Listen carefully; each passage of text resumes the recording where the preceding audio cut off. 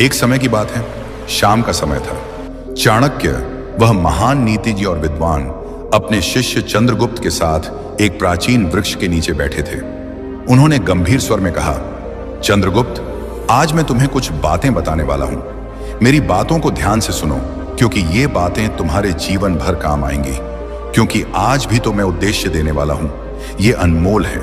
इन बातों को तुम हमेशा याद रखना, क्योंकि आज जो बताऊंगा वो 7 ऐसी जगहें हैं जहां पर तुझे बुलाने पर भी नहीं जाना चाहिए।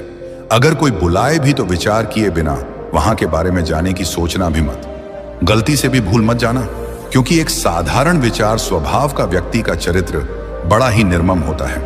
वह बड़ी आसानी से किसी के जाल में फंस जाता है और कई बार उसकी मासूमियत उसे फंसा देती है। मैंने देखा है, तो अपने रास्ते पर चल रहे हो, लेकिन तुम अपने रास्ते से कई बार भटक जाते हो। इसलिए तुम्हें चाहिए कि तुम इन बातों पर अमल करो और मेरी बातों को गहराई से सुनो। चंद्रगुप्त ने उत्सुकता से कहा, जी गुरुदेव, आप मुझे बताइए। चाणक्य मुस्कुराए और बोले, ठीक है मेरे पुत्र, दिल से बात। मैंने जो तुम्हें 7 बातें दी हैं, उन पर विस्तार से व्याख्या करूंगा। ये बातें न केवल तुम्हारे व्यक्तिगत जीवन के लिए, बल्कि एक राजा के रूप में, एक योद्धा के रूप में और एक मानव के रूप में उपयोगी होंगी। ये शास्त्रों, वेदों और मेरी अपनी नीतियों पर आधारित है। अर्थशास्त्र में मैंने कहा है कि बुद्धिमान व्यक्ति वही है जो खतरे को पहले ही पहचान ले। तो चलो एक एक करके इन 7 जगहों पर चर्चा करते हैं। मैं प्रत्येक पर विस्तार से बताऊंगा, उदाहरण दूंगा, कारण समझाऊंगा और बताऊंगा कि क्यों इन जगहों पर जाना वर्जित है। यह ज्ञान तुम्हें अजेय बनाएगा। पहली जगह, जहां पर तुम्हारी मां बाप की इज्जत नहीं होती। चाणक्य ने गहरी सांस ली और शुरू किया। सबसे पहले चंद्रगुप्त, सुनो। जीवन में सबसे बड़ा धन क्या है? इज्जत, सम्मान। वह जगह जहां तुम्हारी इज्जत ना हो, जहां लोग तुम्हें तिरस्कार की दृष्टि से देखें, अपमान करें या तुम्हारी उपस्थिति को हल्का समझें, वहां बिना तैयारी के कदम रखना मृत्यु के समान है। क्यों? क्योंकि इंसान का मन इतना कमजोर होता है कि अपमान उसे तोड़ देता है। एक राजा होकर भी अगर तुम अपमानित हो गए तो तुम्हारा राज्य कैसे चलेगा? अपमान की ऊर्जा इतनी घातक होती है कि वह तुम्हारी आत्मा को खोखला कर देती है, तुम्हारी निर्णय क्षमता को कमजोर कर देती है और तुम्हें कमजोर बना देती है। वास्तुशास्त्र और वेदों में आत्मसम्मान को सर्वोच्च स्थान दिया गया है। ऋग्वेद में कहा गया है कि व्यक्ति को हमेशा ऐसे वातावरण में रहना चाहिए जहां उसका मान बढ़े, न कि घटे। पहले पता करो कि वहां कौन लोग हैं। क्या वे तुम्हारे मित्र हैं या छिपे शत्रु? क्या वातावरण तुम्हारे अनुकूल है? अगर नहीं तो बहाना बनाकर टाल दो। कह दो, मुझे कोई महत्वपूर्ण कार्य है, लेकिन कभी ना जाओ। ये जगहें हो सकती हैं किसी ऐसे व्यक्ति का घर जहां तुम्हें पहले अपमानित किया गया हो, या कोई सभा जहां तुम्हारी जाति, धर्म या पदवी पर सवाल उठते हो। जीवन छोटा है, समय व्यर्थ मत करो। वेदों में कहा गया है, सम्मानित रहो, अपमानित ना हो। अपमान से बचो, क्योंकि अपमान विद्रोह का बीज बोता है। अर्थशास्त्र में मैंने विस्तार से लिखा है कि एक नीतिज्ञ राजा को हमेशा अपनी प्रतिष्ठा की रक्षा करनी चाहिए, क्योंकि प्रतिष्ठा ही राज्य की नींव है। अगर तुम अपमानित हो गए तो तुम्हारे अनुयायी तुम्हें कमजोर समझेंगे, तुम्हारी कमान कमजोर हो जाएगी। शास्त्रों में इसे असम्मान का विष कहा गया है, जो धीरे धीरे शरीर को नष्ट करता है। इसलिए बिना सोचे समझे कभी मत जाओ, हमेशा मूल्यांकन करो। क्या वहां तुम्हें आदर मिलेगा? क्या तुम्हारी बात सुनी जाएगी? अगर नहीं तो दूरी बनाओ। ये नियम न केवल व्यक्तिगत जीवन के लिए, बल्कि राजनीतिक और सामाजिक जीवन के लिए भी अनिवार्य है। एक योद्धा के रूप में तुम्हें हमेशा मजबूत स्थिति में रहना चाहिए। अपमान कमजोरी का प्रतीक है और कमजोरी मृत्यु को आमंत्रित करती है। वेदांत में आत्मा की पवित्रता पर जोर दिया गया है और अपमान उस पवित्रता को दूषित करता है। इसलिए चंद्रगुप्त, इस बात को गहराई से समझो। इज्जत वाली जगह ही चुनो, बाकी से दूर रहो। ये ज्ञान तुम्हें जीवन की हर चुनौती में विजयी बनाएगा। अपमान से बचना ही बुद्धिमत्ता है। हमेशा याद रखो, सम्मान ही तुम्हारी सबसे बड़ी ताकत है। दूसरी जगह, वेश्या का घर। चाणक्य ने गहरी दृष्टि से चंद्रगुप्त की ओर देखा और कहा, सुनो वत्स, जीवन में कुछ स्थान ऐसे होते हैं जहां प्रवेश करना अपने आत्मसम्मान और आत्मबल को खो देना है। उनमें से एक है वेश्या का घर। जिस राजा का सेनापति वेश्या के घर जाता है, उसकी सेना दुर्बल हो जाती है। जिस मंत्री का मन वहां जाता है उसकी नीति भ्रष्ट हो जाती है, और जिस प्रजा का झुकाव वहां होता है उसका राज्य पतन की ओर बढ़ता है। मनुष्य के जीवन का आधार है उसका चरित्र, और चरित्र का शत्रु है वासना। वेश्या का घर बाहरी रूप से आकर्षक दिख सकता है, वहां सुगंध, श्रृंगार, नृत्य, संगीत और क्षणिक सुख का आभास होता है, लेकिन भीतर से वह स्थान आत्मा की ऊर्जा को सोख लेने वाला, पुण्य को नष्ट करने वाला और पाप की गंध से भरा हुआ होता है। चाणक्य ने कहा, नास्ति काम स्मो व्याधि नास्ति तृष्णा समः शत्रु। वासना से बढ़कर कोई रोग नहीं और तृष्णा से बड़ा कोई शत्रु नहीं। वेश्या के घर जाने का अर्थ है अपने चरित्र को दांव पर लगाना, क्योंकि वहां जाने वाला व्यक्ति धीरे धीरे अपनी इच्छाओं का गुलाम बन जाता है। शरीर का सुख क्षणिक है, लेकिन उसका असर दीर्घकालिक होता है। आत्मा का तेज घटता है और मनुष्य धीरे धीरे आलस्य, मोह और निर्बलता में फंस जाता है। चाणक्य कहते हैं कि राजा हो या साधारण व्यक्ति, जो वेश्या के घर जाता है वह न केवल अपने धन का नाश करता है बल्कि अपने सम्मान और आत्मबल का भी, क्योंकि वेश्या का घर केवल शरीर का व्यापार करता है। वहां प्रेम, श्रद्धा, निष्ठा और पवित्रता नहीं होती। वह स्थान मनुष्य के मन को मोहजाल में बांध देता है और धीरे धीरे उसे रसातल की ओर धकेल देता है। शास्त्र कहते हैं कि धर्म, अर्थ, काम और मोक्ष 4 पुरुषार्थ हैं, लेकिन काम का स्थान केवल धर्म सम्मत है। जब काम धर्म की मर्यादा से बाहर जाकर वेश्या के घर पहुंचता है तो धर्म नष्ट हो जाता है, और धर्म नष्ट होता है तो शेष 3 भी टिकते नहीं। वेश्या के घर जाने वाले को समाज सम्मान की दृष्टि से नहीं देखता, उसकी प्रतिष्ठा गिरती है। और जैसा चाणक्य ने पहले ही कहा था, प्रतिष्ठा ही शक्ति है। प्रतिष्ठा के बिना न तो राजा राज कर सकता है, न ही साधारण व्यक्ति सुख से रह सकता है। वेद और उपनिषद बार बार आत्मसंयम का महत्व बताते हैं। ऋग्वेद में कहा गया है, मनुष्य का वास्तविक बल उसकी इंद्रिय निग्रह में है।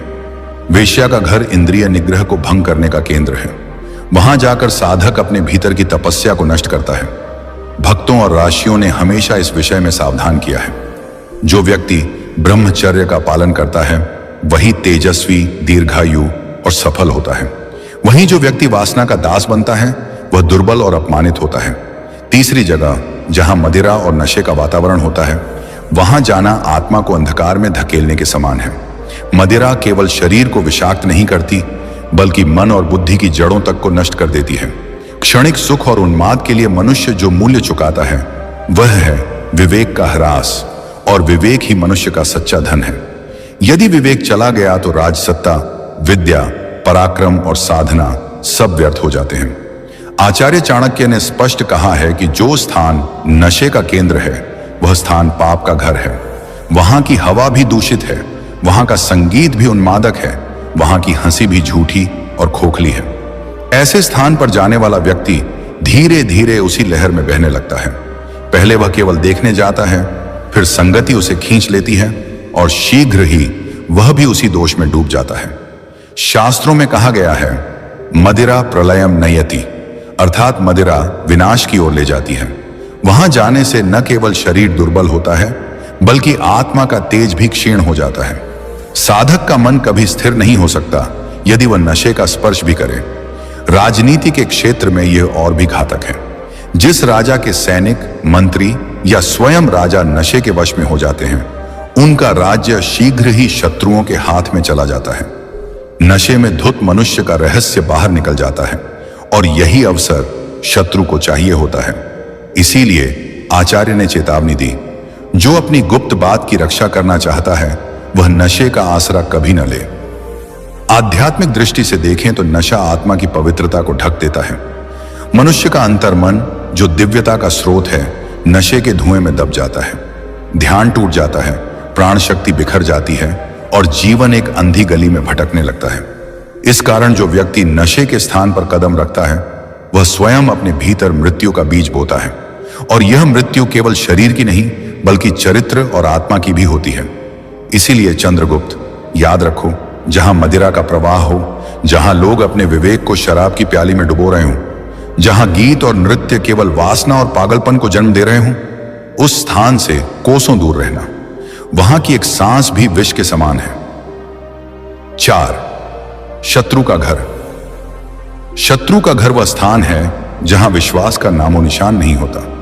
ये ऐसा कुआं है जिसमें विष भरा हो, और जो वहां जाता है वह स्वयं को संकट में डालता है। शत्रु की मधुर वाणी और आतिथ्य एक जाल है जो मनुष्य को भुलावे में डालकर उसका सर्वनाश करता है। आचार्य चाणक्य ने कहा है, शत्रु का घर मधु का छत्ता है, बाहर से मधुर, भीतर से दंश देने वाला। वहां की हंसी छल से भरी होती है और हर कदम पर विश्वासघात की तलवार लटकती है। जो व्यक्ति शत्रु के घर में प्रवेश करता है वह अपनी बुद्धि और विवेक को दांव पर लगाता है। पहले वह आतिथ्य में बहता है, फिर धीरे धीरे शत्रु की चाल में फंस जाता है। शास्त्रों में कहा गया है, शत्रु का संग आत्मघात है। वहां की हवा में छल, वहां का भोजन विष और वहां की बातें मायाजाल है। राजनीति में यह और भी घातक है। शत्रु का घर वह जगह है जहां गुप्त योजनाएं बनती हैं और रहस्य उजागर होते हैं। एक क्षण की असावधानी राजा को उसके सिंहासन से वंचित कर सकती है। चाणक्य की चेतावनी स्पष्ट है, शत्रु का दरवाजा वहीं खटखटाए जो अपनी मृत्यु को आमंत्रित करना चाहे। आध्यात्मिक दृष्टि से शत्रु का घर मन के भीतर के वैर को बढ़ाता है।